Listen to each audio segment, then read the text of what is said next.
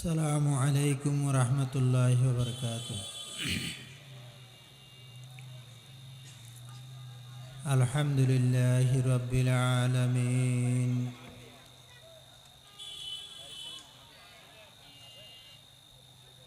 والصلاة والسلام على حبيبه الأمين وعلى آله وصحبه أجمعين. أما بعد فأعوذ بالله من الشيطان الرجيم.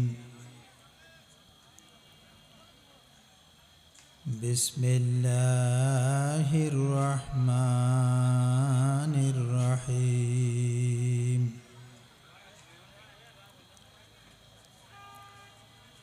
والسابقون الأولون من المهاجرين والأنصار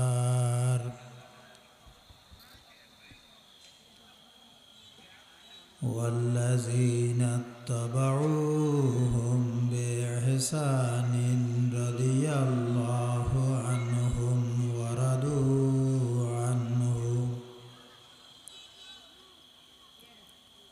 وأعد لهم جنات تجري تحتها الأنهار خالدين فيها أبدا، ذلك الفوز العظيم.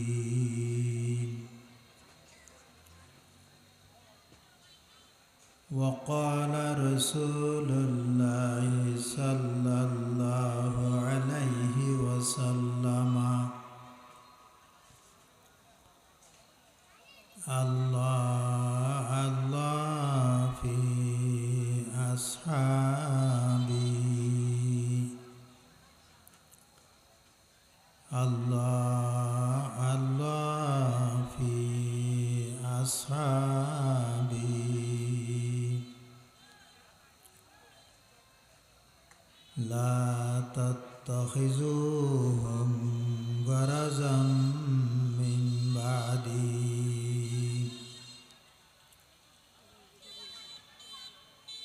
فمن أحبهم فبحبي أحبهم،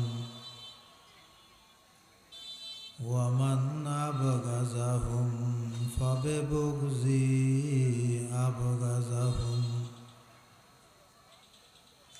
ومن آذاهم فقد آذاني، ومن آذاني فقد آذى الله، ومن آذى الله يوشك أن يأخذه، أو كما قال عليه الصلاة والسلام. وأيضا قال الله تعالى في شأن حبيبه ومحبوبه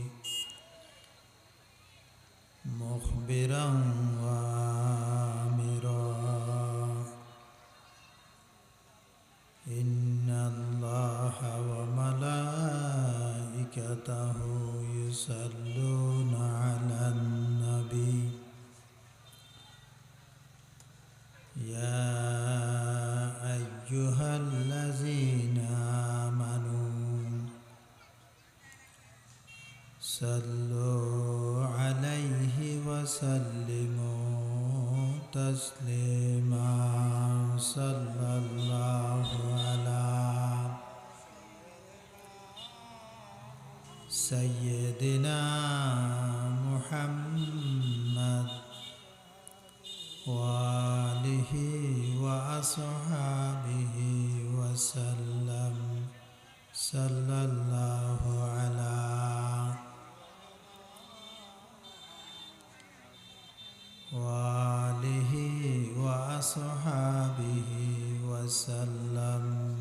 بلغ العلا بكماله كشف الدجى بجماله حسنت جميع خصاله صلوا عليه وآله ज़मीन और ज़मां तुम्हारे लिए मकीन और मकान तुम्हारे लिए चुनिया चुना तुम्हारे लिए बने दो जहां तुम्हारे लिए बलगल उलाम बिकमालिही कशफद दुजा बिजमालिही हसनत जमीउ खिसालिही सल्लु अलैहि वालिही सलातुन या रसूलल्लाह अलैकुम सलामुन या हबीबल्लाह अलैकुम फिदा जन्नत नबी पर हो वली पर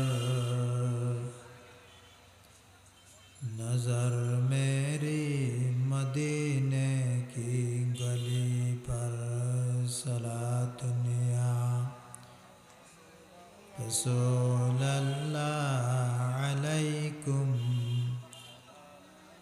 सलामुन या हबीबल्लाह अलैकुम।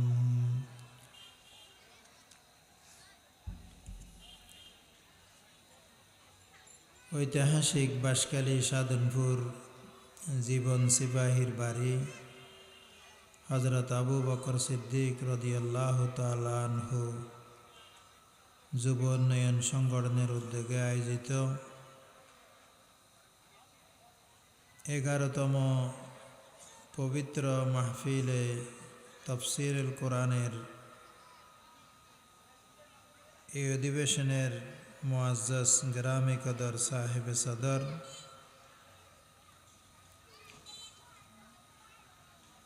মুআজ্জাজ উলামায়ে কেরাম মুরব্বিয়ানে আযম বেরাদারানে ইসলাম মস্তুরাত মা ও বোনেরা, আল্লাহ তাআলার অশেষ দয়া এবং মায়ার বদৌলতে প্রতি বছরের ন্যায় আমরা এবারও এই যুব উন্নয়ন সংগঠন কর্তৃক আয়োজিত তাফসীরুল কোরআন মাহফিলে সশরীরে শরীক হওয়ার, কিছু কথা বলার এবং শোনার সুযোগ লাভ করেছি। সেই কারণে সে মহান জাত পাকের দরবারে কলমতে শুকর আদায় করেছি আলহামদুলিল্লাহ। দরুদ ও সালাম সৈয়দুল মুরসালিন সৈয়দুল কওনাইন সৈয়দুল আম্বিয়া ওয়াল মুরসালিন रहमतुल लिल आलमीन शफ़ीउल मुज़नबीन ताजदार मदीना फ़ख्र दो आलम नूर मुजस्सम हबीब किबरिया हज़रत मुहम्मद रसूलुल्लाह सल्लल्लाहु अलैहि वसल्लमेर पवित्र दरबारे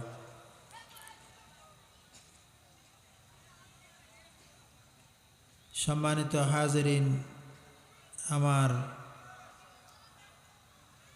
आलोचनार विषय हलो साहाबाए केरामेर मर्यादा। ए विषयेर उपर आल्लाह ताआला যতটুকু तौफिक दान करें निर्दिष्ट समयेर भितरे आमरा कुरान और हादिसेर आलोके किछु कथा शोनार जन्य বলার জন্য আমরা সকলে ভক্তি মোহাব্বত নিয়েই একটু চেষ্টা করব ইনশাআল্লাহ। যেহেতু বিষয় হলো সাহাবায়ে কেরামের মর্যাদা, তা আল্লাহর হাবিব সাল্লাল্লাহু আলাইহি ওয়াসাল্লাম ইরশাদ করেছেন, আমি যে হাদিসটা পেশ করেছি তার একটা অংশ হলো ফমন আহাব্বাহুম ফবিহুব্বি আহাব্বাহুম, তাদেরকে যারা মোহাব্বত করবে তারা মূলত আমাকে মোহাব্বত করে বিদায় তাদেরকে মোহাব্বত করে। তা আমাদের যাদের অন্তরে আল্লাহর হাবিবের মোহাব্বত আছে তাদের অন্তরে সাহাবায়ে কেরামের মোহাব্বতে থাকতে হবে। যদি থাকে তাহলে ওনাদের প্রতি সম্মান দেখিয়ে ওনাদের আলোচনায় আমরা একটু ভক্তি মোহাব্বত নিয়ে বসার চেষ্টা করব। আপনারা যারা প্যান্ডেলের বিভিন্ন জায়গায় বিক্ষিপ্তভাবে বসে আছেন বা দাঁড়িয়ে আছেন, আপনারা মেহরবানি করে একটু সামনে এসে বসলে ভালো হবে। মাহফিলের জন্য এসেছেন কিন্তু প্রচুর পরিমাণে আপনারা বাজারে ঘোরাফেরা করছেন। মাহফিলের যদি বরকত নিতে চান, মাহফিলের প্রতি যদি সম্মান দেখাতে চান, তাহলে এইভাবে রাস্তাঘাটে শত শত মানুষের ভিড় এবং মাহফিলের প্যান্ডেল থাকবে খালি, তো এটা তো খুবই একটু অসুন্দর মানায়। গতকালকে মাহফিল এখানে হয় না, আগামীকালও হবে না। আমরা যারা এসেছি কিছুক্ষণ সময় একটু আল্লাহকে রাজি করার জন্য বসার চেষ্টা করি। সম্মানিত হাজিরিন, আমি আপনাদের সামনে একটা আয়াতে করিমে তেলাওয়াত করেছি, সেটার সহজ সরল অনুবাদ হলো,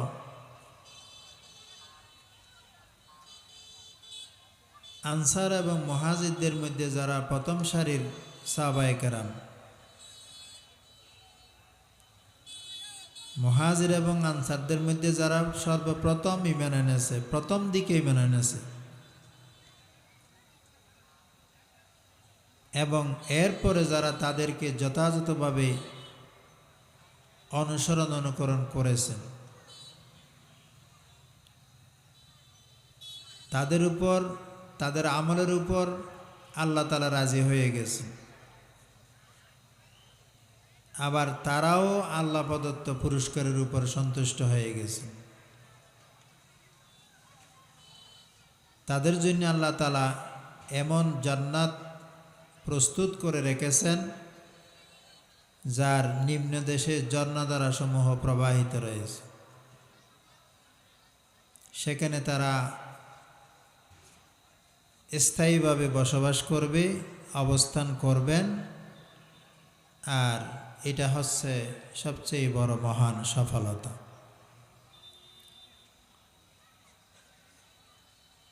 সম্মানিত হাজিরিন,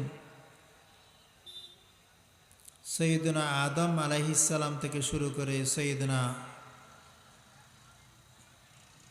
রাসূলুল্লাহ সাল্লাল্লাহু আলাইহি ওয়াসাল্লাম পর্যন্ত আল্লাহ তাআলার পক্ষ থেকে যত নবী রাসূল দুনিয়াতে তশরিফ এনেছেন, সকলের মর্যাদা সম্পর্কে আমরা বেশ আর কম জানার চেষ্টা করি বা অনেকে অনেক কিছু জানি। আবার যারা আউলিয়া কেরাম, ওনাদের ব্যাপারেও আমাদের প্রচুর ভক্তি মহব্বত আছে এবং ওনাদের জীবনী আমরা অনেক সময় জানার চেষ্টা করি। ওনাদের শানে অনেক মাহফিলের আয়োজনও হয়। এই আম্বিয়া কেরাম এবং আউলিয়া কেরামের মাঝখানে আর একটা অত্যন্ত সম্মানিত দামি জনগোষ্ঠী আছেন, যাদের ব্যাপারে আমাদের সমাজে আলোচনা তেমন একটা বেশি হয় না। এমনকি আমরা ওনাদের নাম ধরার ক্ষেত্রেও যেভাবে ধরি মনে হয় যেন আমাদের ওস্তাদের সেই নাউজুবিল্লাহ ওনাদের মর্যাদা আরও কম বলে মনে হয়। এইভাবে আমাদের মানে বলার বাচনভঙ্গি, নাউজুবিল্লাহ। সে দামি জাতি আমাদের আজকের আলোচ্য বিষয়। আল্লাহ তাআলা যত নবী রাসূল দুনিয়াতে প্রেরণ করেছেন, সব নবী রাসূলের জন্য, তাদের সঙ্গ দেওয়ার জন্য, তাদের দুঃখে সুখে পাশে থাকার জন্য, দিন কায়েমের এই কঠিন কর্মসূচি আঞ্জাম দেওয়ার ক্ষেত্রে জান মাল বাজি রেখে সহযোগিতা করার জন্য আল্লাহ তাআলা একদল জনগোষ্ঠীকে নিজ মায়ায়, নিজ দয়ায় বাছাই করে, সিলেকশন করে তাদের সঙ্গ দেওয়ার জন্য মনোনয়ন দিয়েছেন। কোনো নবীকে সঙ্গী সাথী ছাড়া করা হয়নি। দুনিয়াতে যাদেরকে প্রেরণ করেছেন সকলের জন্য একদল জনগোষ্ঠী সহযোগী হিসেবে ভূমিকা পালন করেছে। قال رسول الله صلى الله عليه وسلم ما من نبي بعثه الله في أمته قبلي إلا كان له في أمته حواريون وأصحاب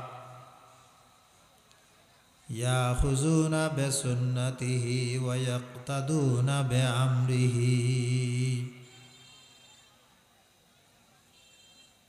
এমন কোন নবী আগে দুনিয়াতে আসেননি যার জন্য আল্লাহ তাআলা তার উম্মতের মধ্যে থেকে কিছু সাহায্যকারী অথবা সঙ্গী সাথী নিয়োগ দান করেননি। অর্থাৎ সব নবীর বেলায় এরকম কিছু সঙ্গী সাথী ছিল। কোনো কোনো যুগে তাদেরকে রিব্বিয়ন বলা হয়েছে, কোনো কোনো যুগে তাদেরকে হাওয়ারি বলা হয়েছে, কোনো কোনো যুগে তাদেরকে আসহাব বলা হয়েছে।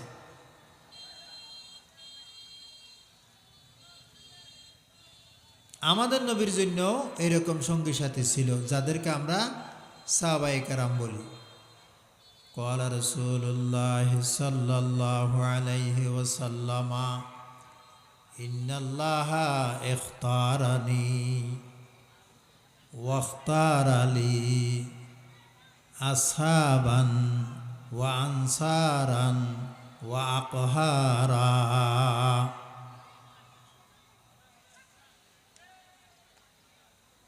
নিশ্চয় আল্লাহ তাআলা আমাকে মনোনয়ন দিয়েছেন বিশ্বনবী হিসেবে, সৈয়দুল আম্বিয়া হিসেবে, আখির নবী হিসেবে, খাতামুল আম্বিয়া হিসেবে। আবার আমার জন্য কিছু সঙ্গী সাথীও তিনি নির্বাচন করে বাছাই করে দিয়েছেন। তারা আমার সঙ্গী সাথী, তারা আমার সাহায্যকারী, তারা খুব প্রভাবশালী, প্রতাপশালী এক জনগোষ্ঠী যাদের চারিত্রিক মান এত উন্নত যে গোটা পৃথিবীর উম্মার জন্য তারা কিন্তু আমাদের মডেল।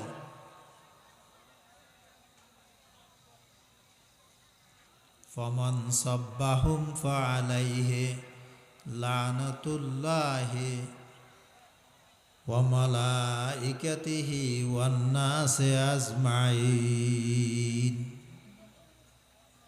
তাদেরকে যারা গালি দিবে তাদের উপর আল্লাহর লানত, ফেরেশতাদের লানত, সমস্ত মানব জাতির লানত।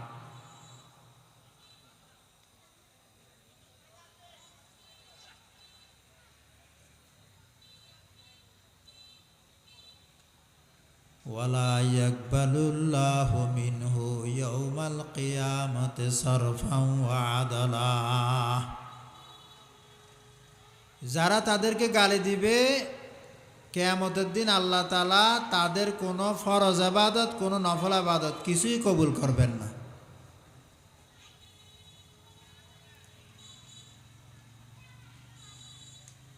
সে সাহাবায়ে কেরামদের মর্যাদা সম্পর্কে আমাদের কেন জানতে হবে এবং তাদেরকে কেন মানতে হবে।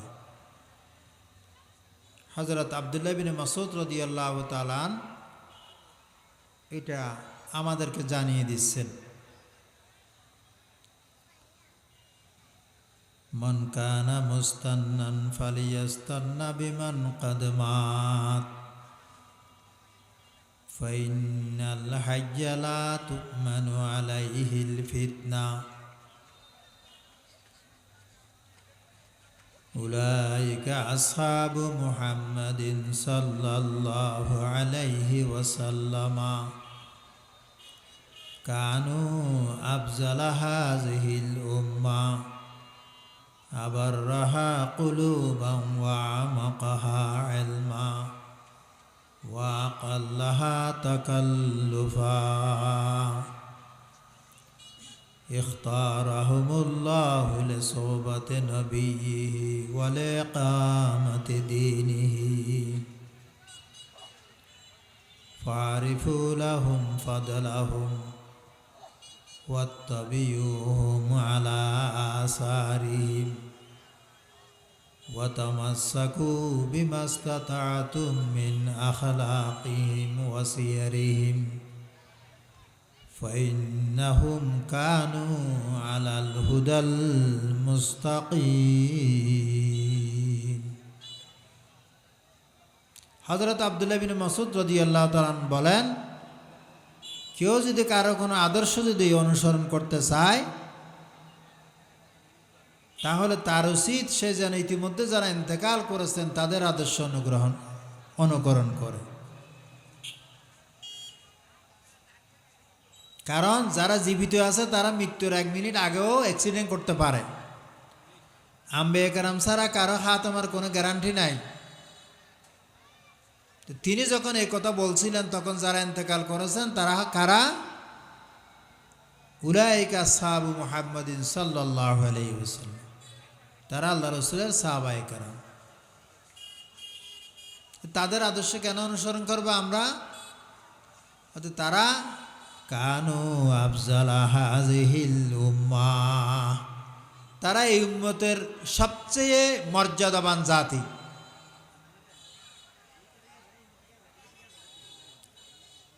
তিন কারণে তারা মর্যাদাবান। কারণ তো অনেক আছে, তবে এখানে 3টা কারণকে বেশি ফোকাস করা হয়েছে।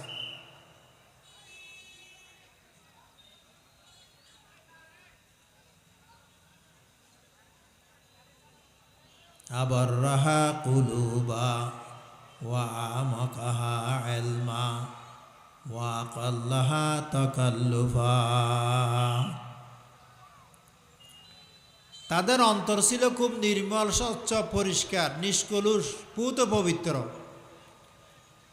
তাদের অন্তরে ছিল না কোনো হিংসা, বিদ্বেষ, লোভ, ক্ষোভ। সলিমুস সদর, কলবে সলিমের অধিকারী। আর 2 নম্বর কোয়ালিটি হলো তাদের এলম ছিল খুব গভীর। এলমের জগতে তারা এক একজন সমুদ্র। আর 3 নম্বর হলো তাদের জীবনে ছিল না কোনো কৃত্রিমতা, বেজাল। 2 নম্বর লৌকিকতা, প্রদর্শনেচ্ছা কিছু ছিল না। তাদের বুকে মুখে মিল ছিল। তারা যা বলতেন তাই করতেন, সহজ সরল জীবন যাপন করতেন। এই 3 কারণে তারা উম্মার মধ্যে সেরা। তো তাদেরকে মনোনয়ন দিয়েছেন কে? লবিং করে, চ্যানেল করে? আমাদের তো নমিনি হওয়ার জন্য অনেক লবিং করতে হয়, কিন্তু সাহাবায়ে কেরামদেরকে যে আল্লাহ তাআলা যে মনোনয়ন দিয়েছেন, এখানে কোনো লবিংয়ের কোনো সুযোগ ছিল না। বরং ইখতারাহুমুল্লাহু লিসুহবাতি নাবিয়্যিহি ওয়া লিইকামাতি দীনিহি, আল্লাহ তাআলা তাদেরকে বাছাই করেছেন 2টি উদ্দেশ্যে। তাদেরকে মনোনয়ন দিয়েছেন, নির্বাচন করেছেন 2টি মহান টার্গেটে। একটা হলো দুঃখে সুখে সবসময় নবীর পাশে থাকবে, নবীর সঙ্গে থাকবে। আর 2 নম্বর হলো ওয়াল ইকামতে দীনিহি, দিন কায়েমের যে কঠিন কর্মসূচি, এই কঠিন দায়িত্ব আঞ্জাম দেওয়ার ক্ষেত্রে সাহাবায়ে কেরামরা নবীর সাথে থেকে জানমাল বাজি রেখে সহযোগিতা করবে। এখন ওনারা তো চলে গেছেন ১,৫০০ বছর আগে, তা আজকে সাধনপুর আমাদেরকে ওনাদের আলোচনা কেন করতে হবে? তিনি বলছেন ফারিফুলাহুম ফাদলাহুম, হয়তো তোমরা কিয়ামত পর্যন্ত আগত বনি আদম, তোমরা আল্লাহ রাসূলের সাহাবায়ে কেরামের মর্যাদা সম্পর্কে জানার চেষ্টা করো।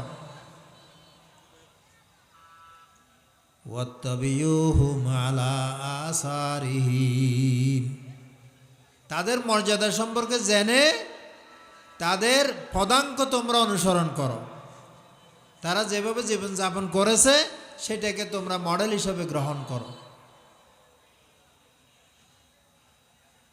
ওয়াতামাসসাকু বিমাস্তাতাতুম মিন আখলাকিহিম ওয়া সিয়ারিহিম, অর্থাৎ তাদের জীবন পদ্ধতি তোমরা পূর্ণাঙ্গ যথাযথভাবে অনুসরণ করতে পারবে না, তবে যতটুকু সম্ভব তোমরা চেষ্টা করো তাদের সিরত, তাদের আখলাককে জীবনে ধারণ করার জন্য, এটা পালন করার জন্য, এটা লালন করার জন্য, এটা সমাজে চর্চা করার জন্য।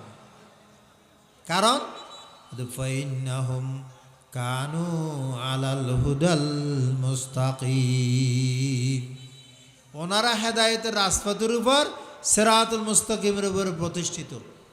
সুতরাং ওনাদেরকে ধরলে, ওনাদেরকে মানলে, ওনাদেরকে অনুসরণ করলে তাহলে হেদায়েত নিশ্চিত। তো সুতরাং এখন আমাদেরকে ওনাদের মর্যাদা সম্পর্কে জানতে হবে।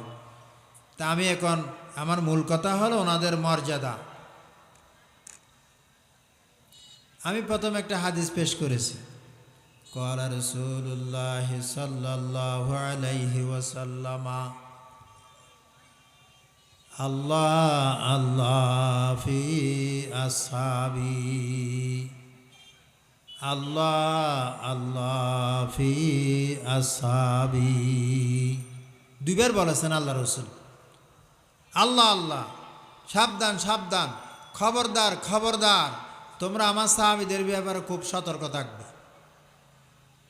সাবধান থাকবে। লা তাত্তাখিজুহুম গরাজাম মিন বাদি, আমার পরে তোমরা তাদেরকে তোমাদের সমালোচনার হতবগা বানাবে না, নিশানা বানাবে না, ঠিকানা বানাবে না, তাদেরকে টার্গেট করবে না সমালোচনার জন্য। ফামান আহাব্বাহুম ফাবিহুব্বি আহাব্বাহুম, তাদেরকে যারা মহব্বত করবে আমি রসুল ধরে নেব তাদের অন্তরে আমার মহাব্বত আছে। রসুলকে মহব্বত করে বিদায়, আমাকে মহব্বত করে বিদায় আমার সাহাবীদেরকে তারা মহব্বত করতেছে। ওয়ামান আবগাজাহুম ফাবিবুগজি আবগাজাহুম, তাদের সাথে কেউ যদি বিদ্বেষ পোষণ করে, দুশমনি করে, তাদের প্রতি অশ্রদ্ধা অসম্মান প্রদর্শন করে, তাহলে ধরে নেব সে আমার সাথে তার বিদ্বেষ এবং দুশমনি রয়েছে। ওয়ামান আযাহুম ফাকাদ আযানি, তাদেরকে কেউ কষ্ট দিলে সে মূলত আমাকে কষ্ট দিয়েছে। ওয়ামান আযানি ফাকাদ আযাল্লাহ, আর আমাকে কেউ কষ্ট দিলে সে আল্লাহ তাআলাকে কষ্ট দিয়েছে। ওয়ামান আযাল্লাহ ইউশিকু আন ইয়াখুযাহু, আর যে আল্লাহকে কষ্ট দিবে তাহলে যথেষ্ট আশঙ্কা আছে আল্লাহ তাআলা তাকে ধরবেন, তাকে ছাড়বেন না। সুতরাং সাহাবীদের প্রতি মহাব্বত, এইটা আল্লাহর মহাব্বত রসুলের মহাব্বতের সাথে লিঙ্ক আছে, জড়িত আছে। তো চিনতে যদি ভুল হয়, জানতে যদি ভুল হয়, তাহলে মানতেও ভুল হয়। এই জন্য আগে আমাদেরকে জানতে হবে ওনারা কারা, ওনারা কোন মানের, কোন মাপের মানুষ, তখন আমাদের জানতে, মানতে, অনুসরণ করতে ইচ্ছা হবে। ক্বালা রাসূলুল্লাহ সাল্লাল্লাহু আলাইহি ওয়াসাল্লাম, খায়রু উম্মতি কারনি সুম্মাল্লাযীনা ইয়ালুনাহুম সুম্মাল্লাযীনা ইয়ালুনাহুম, আমার উম্মতের মধ্যে সবচেয়ে সেরা হলো সাহাবায়ে কেরামরা। আমার যুগ সবচেয়ে সেরা সাহাবীদের যুগ, তারপর তাবিন, তারপরে তবে তাবিন, এরপর আর কোনো নাম্বার নেই, কোনো সিরিয়ালেই নেই। ফার্স্ট, সেকেন্ড, থার্ড, প্রথম, দ্বিতীয়, তৃতীয়, আর বাকিগুলো আমরা হলাম নাম্বার ছাড়া। খাইরিয়তের 3 যুগ চলে গেছে। قال رسول الله صلى الله عليه وسلم أكرموا أصحابي فإنهم خياركم ثم الذين يلونهم ثم الذين يلونهم। তোমরা আমার সাহাবীদেরকে সম্মান করবে, কেননা তারা তোমাদের মধ্যে সেরা, তারপরে তাবিইনরা, তারপরে তবে তাবিইন। قال رسول الله صلى الله عليه وسلم لا تمس النار من راني ومن من راني। আমি রসুলকে যারা দেখেছে তাদেরকে জাহান্নামের আগুন স্পর্শ করতে পারবে না, আর আমাকে যারা দেখেছে সেই সাহাবীদেরকে যারা দেখেছে তাদেরকেও জাহান্নামের আগুন স্পর্শ করবে না। সুবহানাল্লাহ।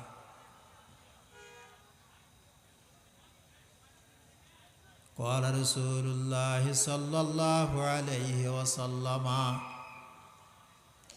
النجوم أمانة للسماء فإذا ذهبت النجوم أتى السماء ما توعدون। তারকাগুলো হলো আসমানের নিরাপত্তার গ্যারান্টি, নিরাপত্তার রক্ষা কবচ।